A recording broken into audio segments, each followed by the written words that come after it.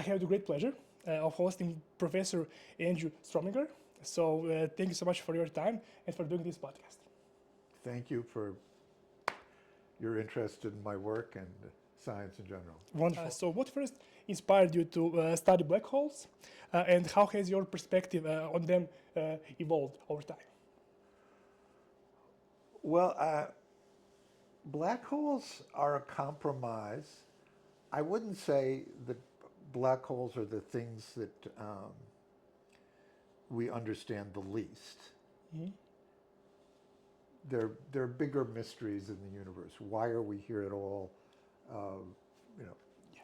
but they're the thing that we understand the least. That, and there really is a lot that we don't understand about them. Mm-hmm. But they're things that we understand the least that we might hope in my lifetime to understand much more of, if not everything, Mm-hmm. about them. And so it's an exciting thing to try to understand. It's an adventure, it's an exploration, um, to try to understand something that we really don't understand. And when I say really don't understand, I mean it's, I know if I want to get from here to Boston, I kind of walk in that direction, even if I don't have a map. And sort of basically we know we'll keep going, Mm-hmm. get there. We don't even know which way to walk, you know. And indeed, if you took a snapshot of the field now, Mm-hmm. everybody's walking in a different direction, and everybody thinks, that everybody hopes their direction is the right one, but nobody knows until they get there. Mm-hmm. I see. And could you explain how your work on black holes entropy actually deepens our understanding of the universe? Well, so there's a very famous puzzle Mm-hmm. that was raised by Stephen Hawking in the early 70s. And the puzzle is this. So people had studied the classical theory of black holes, starting from their discovery as solutions of the Einstein equation in 1916. And they had very classical equations. The classical structure is very complicated. People didn't understand it. Even Einstein himself didn't believe in black holes and published papers Mm-hmm. saying that they don't exist and so on. And very confusing, very subtle. Really have to learn to look at things differently before you can understand what they are. Change your questions you were asking, change your frame, change your mathematical tools. Mm-hmm. It really took a lot to get there. And after we got there, it wasn't one of those things where you said, oh, it was obvious all the time. It isn't obvious. It's very subtle. But we did, by the 70s, understand what a black hole, classical black hole, was. Mm-hmm. Even though at that time we were very far from having actually seen them. Yeah. And the picture was rather striking. And they are solutions of the Einstein equation. And the Einstein equation dictates their form exactly, Mm-hmm. up to the total energy and the spin. It turns out that they can spin.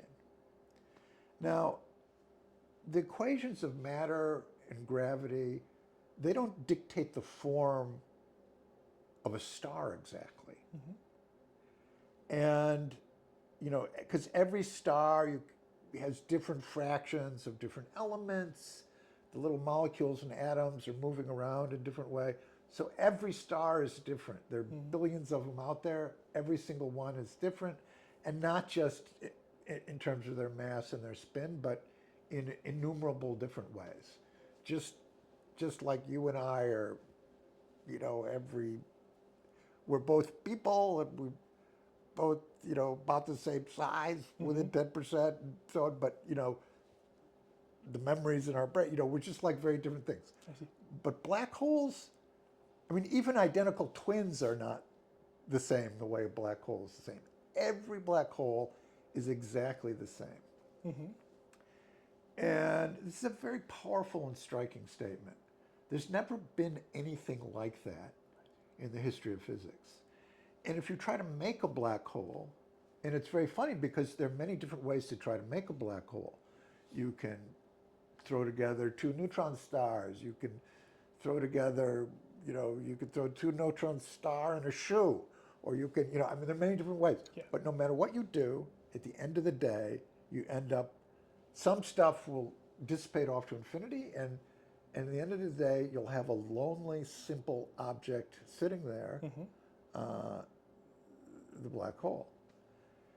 Now, this seemed sort of very beautiful and at first, but and John Wheeler, the best phrase master, a great physicist, one of the greatest physicists of all time, but probably the greatest phrase master of all time, invented the word black hole. And then he said, went on to say, to describe this situation, that all black holes are the same, as black holes have no hair.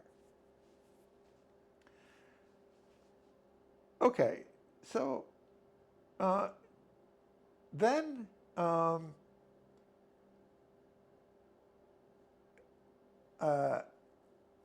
that this was all before one tried to incorporate quantum mechanics into the theory of black holes.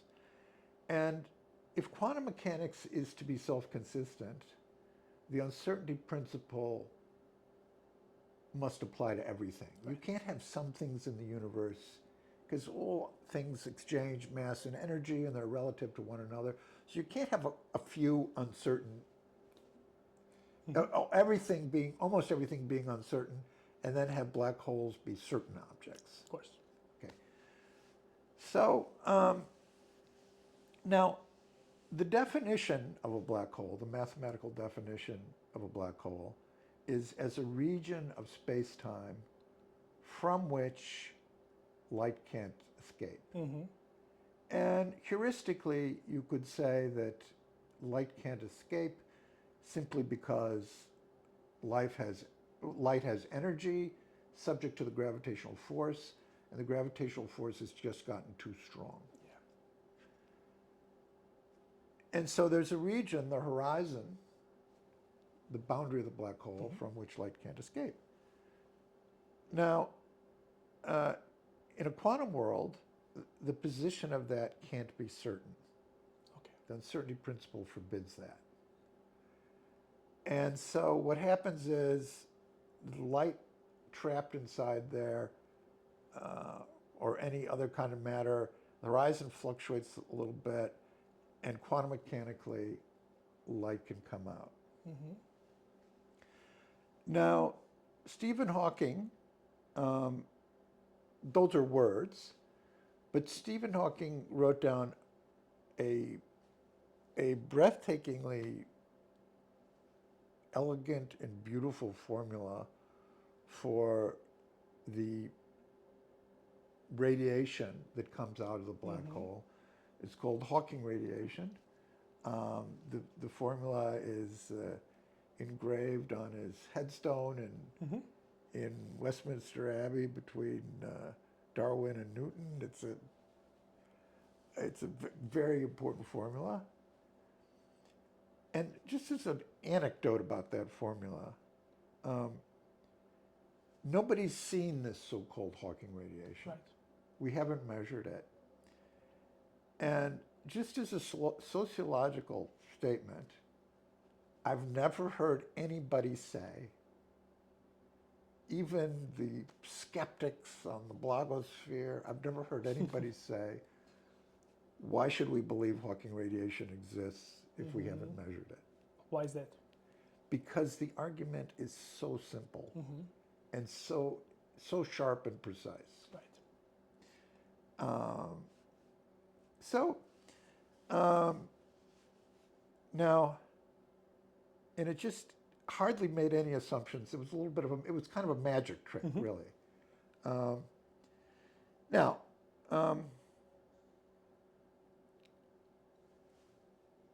it doesn't make any sense to say that you can have some radiation coming out of an object which has no structure, I see. because the radiation has structure. And so how can no structure give rise to structure? You know, it's like your computer, you've cleaned it, it's empty, you turn it on, and all of a sudden it starts showing movies and whatever. Okay, you can't go from no structure to structure. That would violate determinism. So it turns out that using some also very beautiful arguments by Boltzmann in the 19th century, you can indirectly infer that black holes carry information. And that is, they have some number of gigabytes in them. Right. They must have some number of gigabytes in them to instruct that radiation what form it comes out in. So you can compute this from Hawking's formula, and the result is called the Bekenstein, who was also involved in these developments, the Bekenstein-Hawking area entropy law, and it tells you that the number of gigabytes of a black hole is proportional to its area times the speed of light cubed over Newton's constant times 4 times Planck's constant. Okay, so it's a very precise formula. And it's a big number. So they have a lot of gigabytes. In fact, we believe, based on various Gedanken experiments, that it would be inconsistent to have any kind of object which had more gigabytes in the same region of space-time. That would create an inconsistency. Now, okay, so in the last 15 minutes, I've just told you two things which sound as if they're in contradiction. One is that all black holes are exactly the same. You know, all iPhone 15s are not exactly the same, because if they belong to different people, the chips inside them are in different configurations. Different numbers and etc. Yeah. So from the classical Einstein-Schwarzschild reasoning, we think that in the Wheeler phrase, black holes no hair, we think that all black holes are exactly the same. There's no sign that they're any different. Yet, using quantum reasoning, you learn that, in fact, they have a huge amount of gigabytes, which is another word for entropy. I see. And physicists tend to talk about entropy rather than gigabytes. Yes. But you can measure entropy in gigabytes. Okay, so now Hawking gave an indirect argument that they must have gigabytes. That's like taking your iPhone, an empty iPhone, and loading pictures on it, and at some point you get a message, memory is full, and then you can infer how many gigabytes it has. What you really want to do, though, to understand it, is to open it up, see the chips, see how much information each chip can have, and then count up all the chips. then you would feel you fully understood it.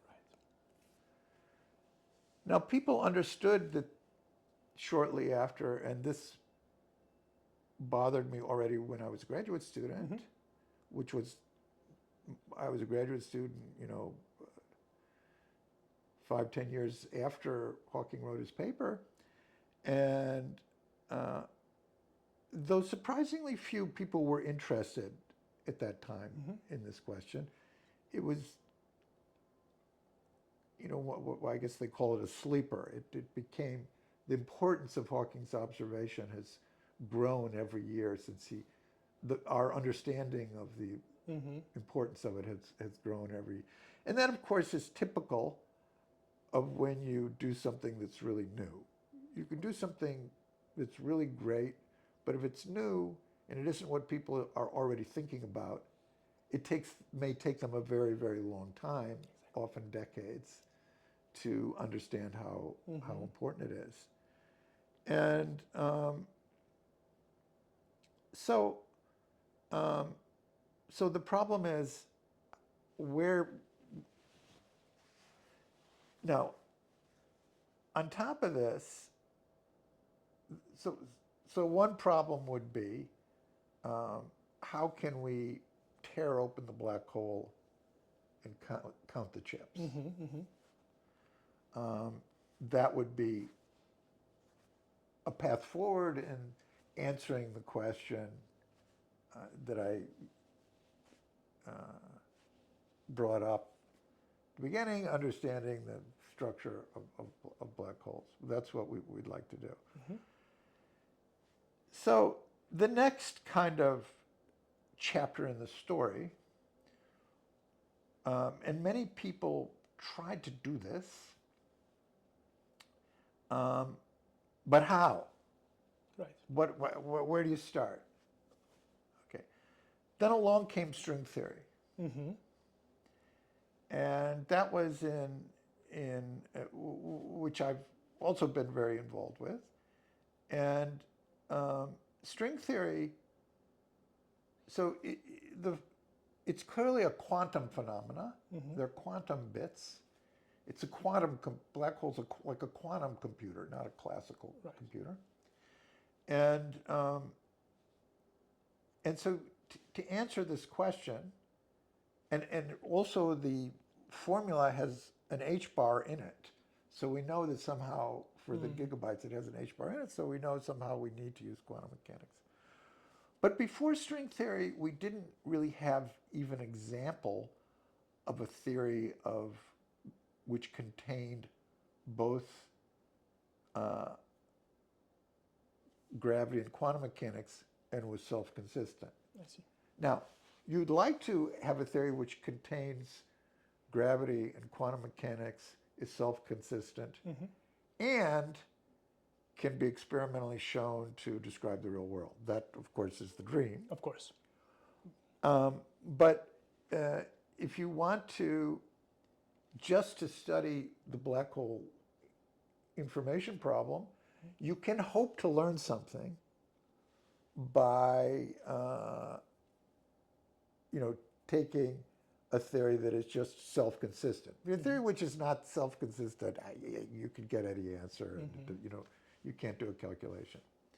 So even if we didn't know whether, and we still don't know whether how or if or in what sense string theory is related to the real world, we do know that it is a theory which contains black holes, and what does it have to say? So we use string theory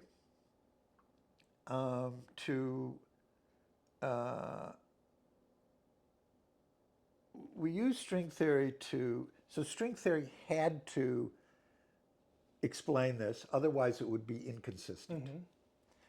But in 1985, mathematically, we didn't have enough control over the theory to do the computation. But we got better and better and better, sharpened our knives, and by 1995, we understood it well enough that we could actually do the calculation for some cases in string theory. Now, this was interesting for two things.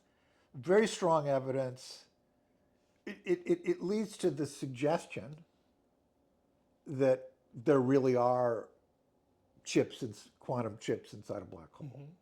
Okay, even and the number matched exactly, and it actually is not just a number that we matched; it was whole functions because you can ask about quantum scattering off of a black hole, and so it's rather compelling that there is a consistent mathematical theory of quantum black holes in string theory that reproduces it. So what role do holography and string theory play in understanding the black holes?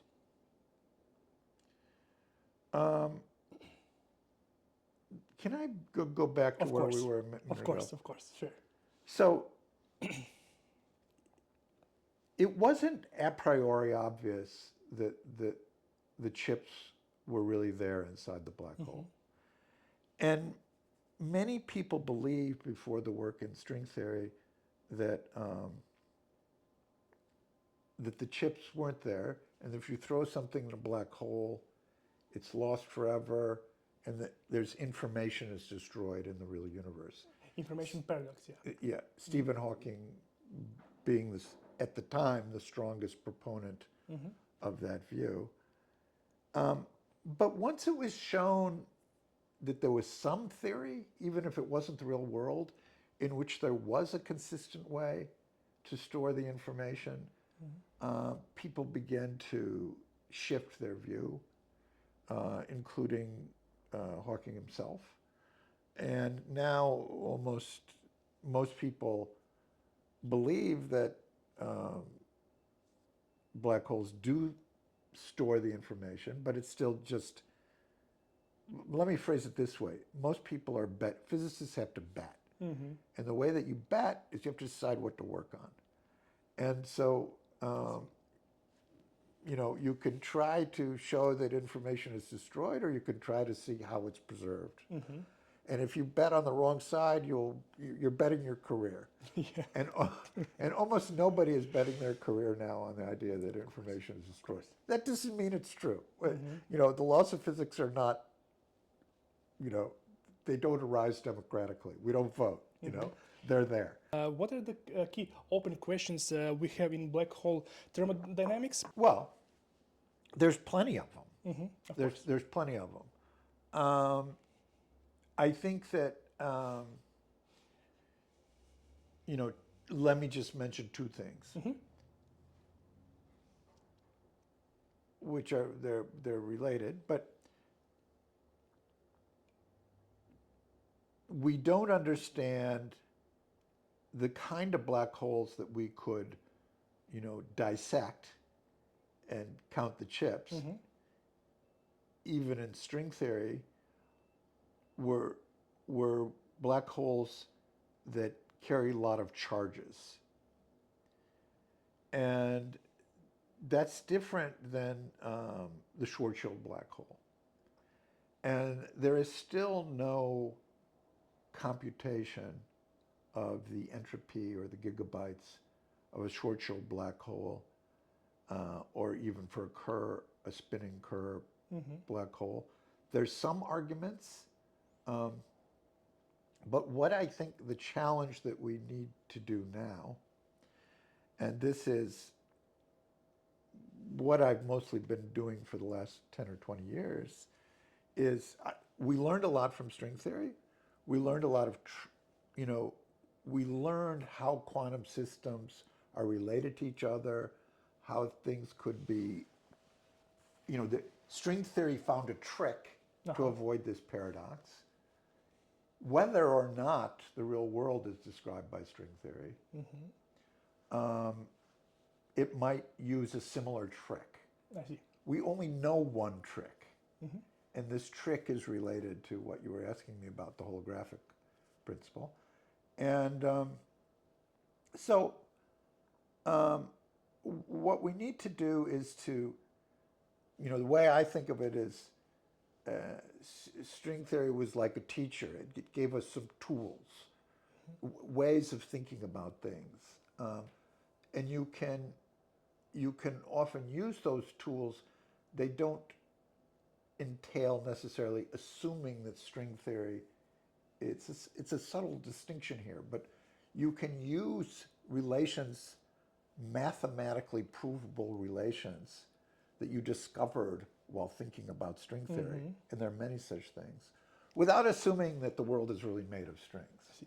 And so I would like to use the lessons that we learned in string theory to try to understand real-world black holes.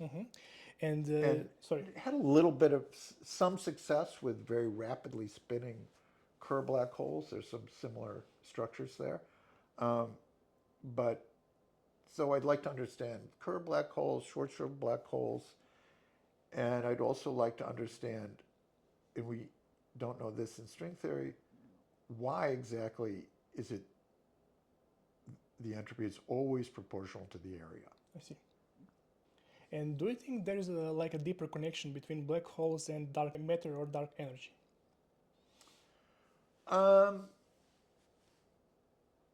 My understanding is,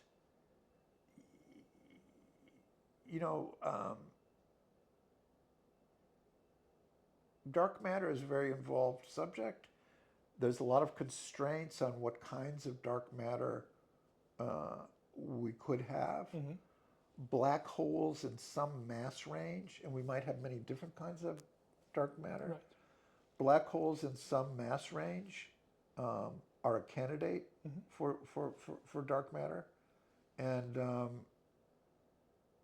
but I don't have any. I believe what I read, and that's I don't have a sort of independent opinion. Yeah. And can you discuss the importance of symmetry in the laws of nature?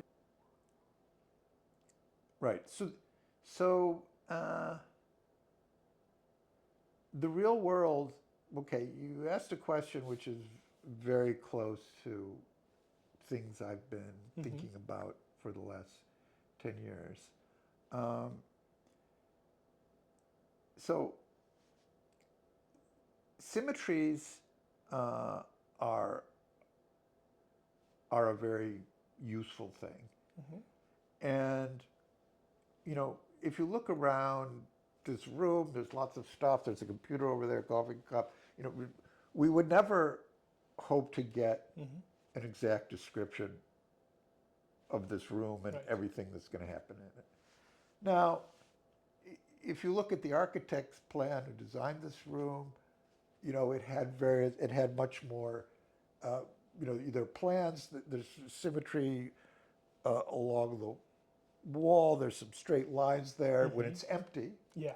So the simplest way if you want to talk about what's in this room, you would start out with a situation in which there was more symmetry. I see. And then you would, the simple situations, the empty room. And then you would embellish it. Yeah. And add more and more. Oh yes, and there's this, and there's a picture on the wall. But you need a starting point.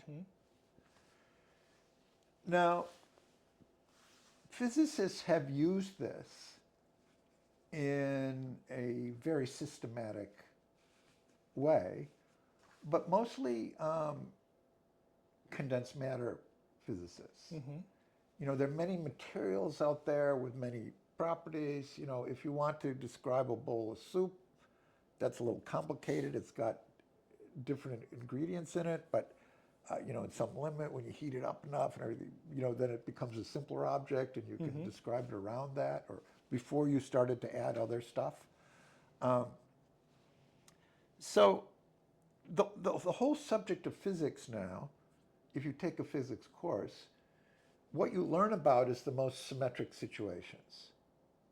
And then starting from those symmetric situations, you can understand other things. And that is a very powerful way, having general organizing principles. Right. And biologists also do this. And the theory of evolution and of DNA, there are central principles around which everything can be organized. Now, so it turns out one thing we've discovered in the last 10 years that there's a lot more symmetries than we realized. Okay.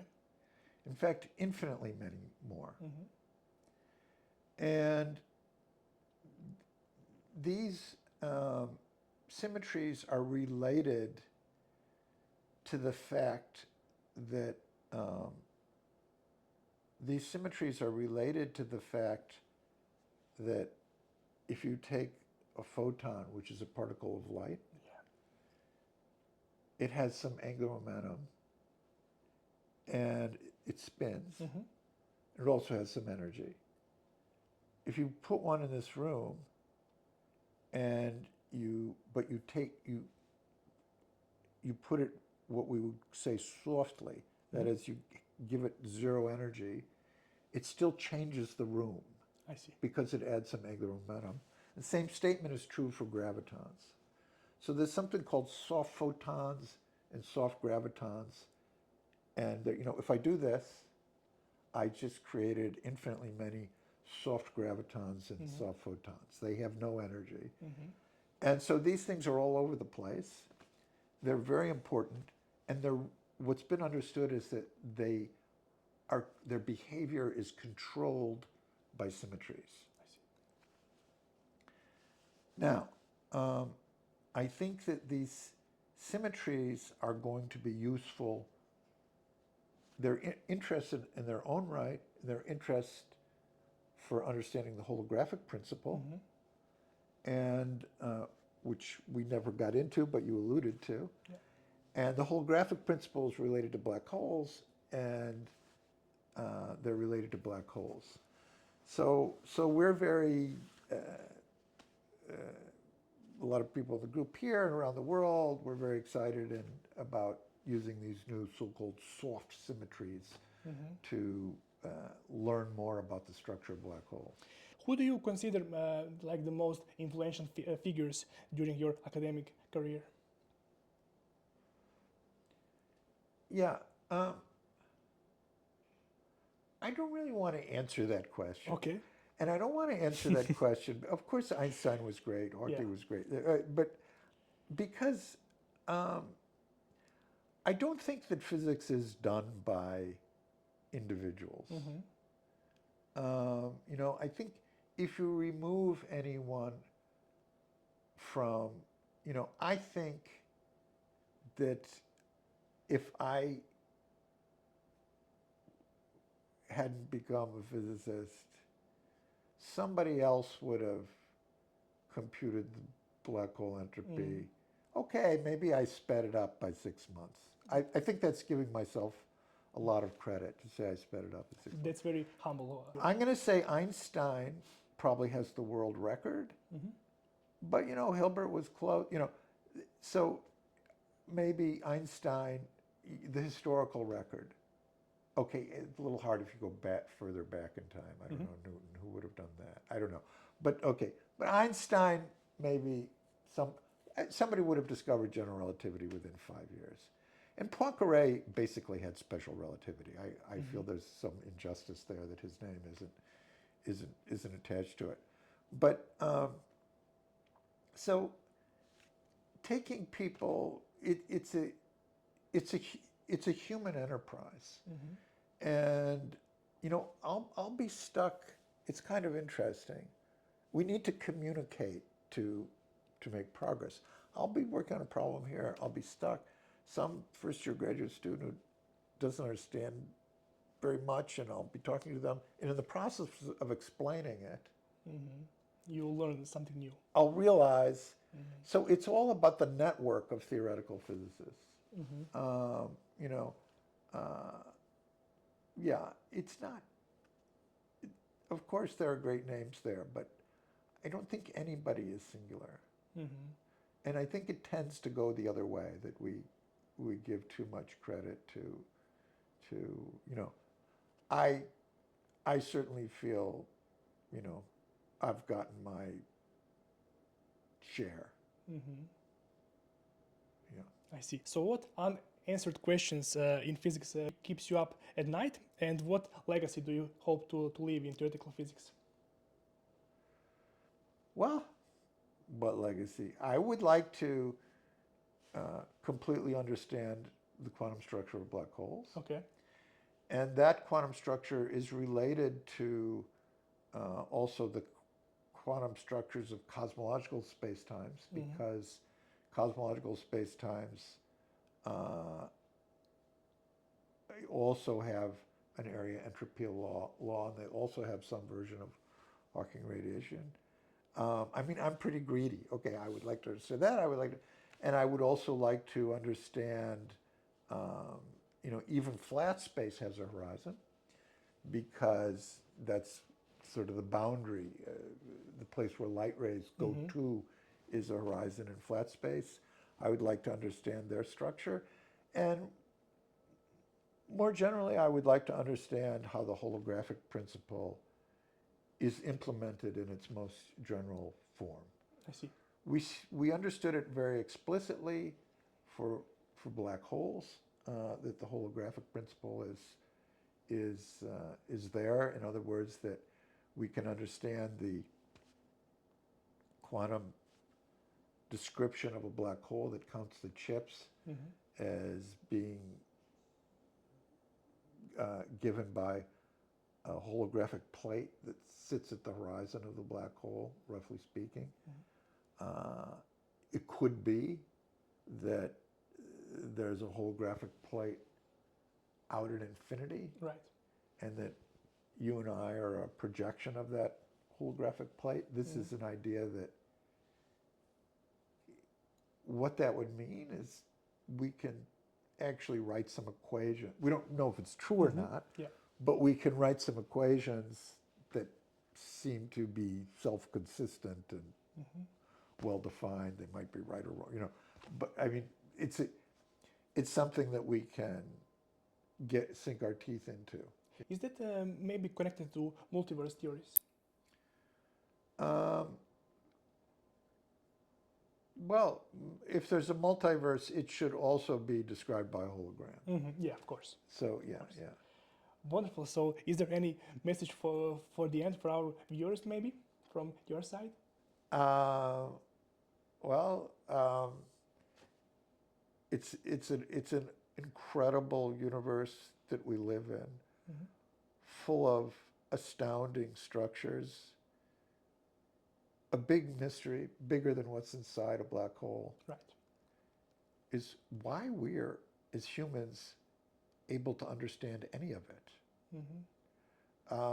But it's wonderful that we can, and I'm grateful to people like you for providing a bridge between people like me who are living in the middle of it and those who have different lives but want to get a little taste of it. Thank you so much for this wonderful interview and for your time. Thanks so much. Likewise, thank you. Thank you. Thank you. Thank you.